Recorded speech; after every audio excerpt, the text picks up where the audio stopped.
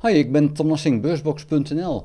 Deze week is de Italiaanse premier Meloni naar Trump gegaan. En zij is van dezelfde politieke kleur als dat Trump is. En ze dacht dat ze dat kon uitnutten. En ze is gegaan namens Italië en ook een beetje namens de EU. En heeft Trump beloofd dat er meer handel met Amerika zou komen. Italië gaat meer afnemen van Amerika. En wat zei Trump? Niks. Hij heeft het aangehoord. En Meloni is dus met lege handen terug naar huis. Sterker nog, ze heeft beloftes gedaan, waarvan Trump dus nu zegt, ja, die heb je gedaan, dus die pik ik graag in, die beloftes, jullie gaan meer omzet maken. En daar is het bij gebleven. Ja, en dan mag je je afvragen, wanneer worden ze in Europa eindelijk wakker? Het gaat Trump niet om deals, het gaat Trump er alleen maar om dat hij meer omzet voor Amerika wil. Dat is het enige, hij wil geen relaties, hij wil geen bondgenootschappen, hij heeft daar niks mee. Die man heeft geen vrienden en heeft ook helemaal niks met zijn land. Hij wil alleen maar meer omzet maken, omdat hij dan in feite rijker wordt. Het is allemaal Trump, Trump, Trump. En dat hij toevallig president van Amerika is, ja, dat is handig voor hem, want dan kan hij rijker worden. Maar het gaat hem erom dat de Verenigde Staten meer omzet maakt. En daarmee kan hij zich dan ook uiteindelijk goed verrijken. En zijn vriendjes worden er ook rijker van. En het westerse bondgenootschap, ja, dat zegt hem helemaal niks. Echt niet. En Europa heeft dat maar niet door. Die blijven denken dat er nog zoiets bestaat als een bondgenootschap, als een NAVO. Die is er niet meer. Die belofte van artikel 5, vergeet het maar. Trump gaat nergens zich aan houden. Dat is niet waar Trump voor staat. Trump is alleen maar, Amerika is een eiland en dit eiland moet heel erg rijk worden. En ik wil meer land, ik wil Groenland, ik wil Canada, ik wil het Panama-kanaal. Ik wil.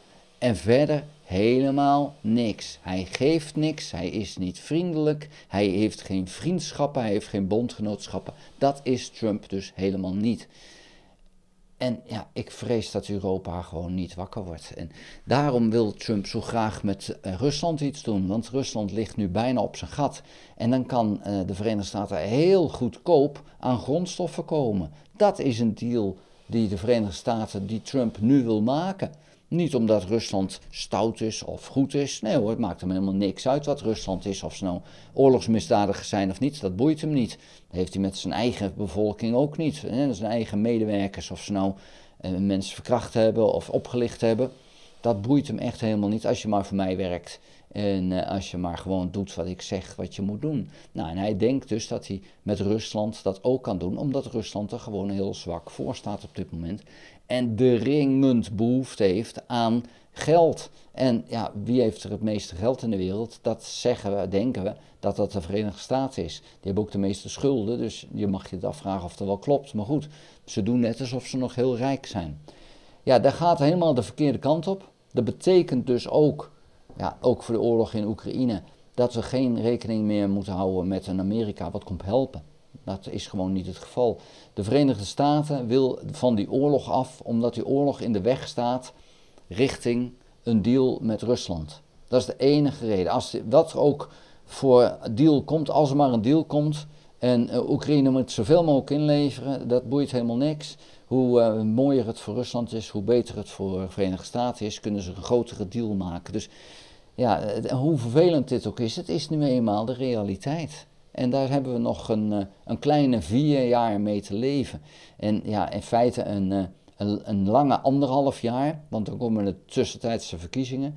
Ja, dan heb je kans dat er wat minder macht komt als die verkiezingen daadwerkelijk nog gewonnen kunnen worden door de Democraten. Want denk eraan, er is ook een wetgeving erdoor, waarbij er is gezegd, of hij is er bijna door, en het congres is al door, de Senaat moet nog stemmen. Waarbij dus iedereen zijn geboortecertificaat moet laten zien. En die moet dezelfde naam hebben als je huidige paspoortnaam. Alle getrouwde vrouwen die de naam van de man hebben overgenomen, hebben dat dus niet. En moeten dus iets gaan regelen, willen ze de volgende keer kunnen stemmen.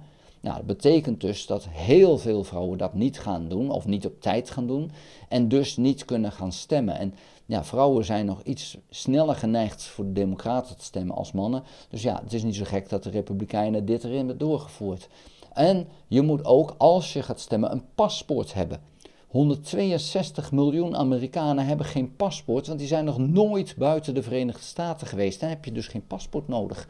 Paspoort kost geld. Heel veel mensen vinden dat gewoon zonde van hun geld, want ze hebben hem verder niet nodig en gaan dus ook geen paspoort aanvragen. Wie zijn dan diegenen die dat betreft? Ja, dat is met name de arme bevolking en die is meestal geneigd voor democraten te stemmen. Dus het is maar de vraag of bij die tussentijdse verkiezingen die democraten nog daadwerkelijk genoeg mensen kunnen krijgen om voor ze te stemmen, omdat die republikeinen er alles aan doen om het aantal kiezers zo klein mogelijk te maken, maar dan vooral voor de democraten. Nou, daar wil ik het voor nu bij laten. Vond je de video interessant? Geef een duim. Heb je nog geen abonnement op dit kanaal? Abonneer je dan. Druk dan ook op het belletje. Krijg je notificaties als ik een volgende video gemaakt heb. Ga ook naar www.beursbox.nl en schrijf daarin op de gratis nieuwsbrief. Dank voor het kijken. Houdoe.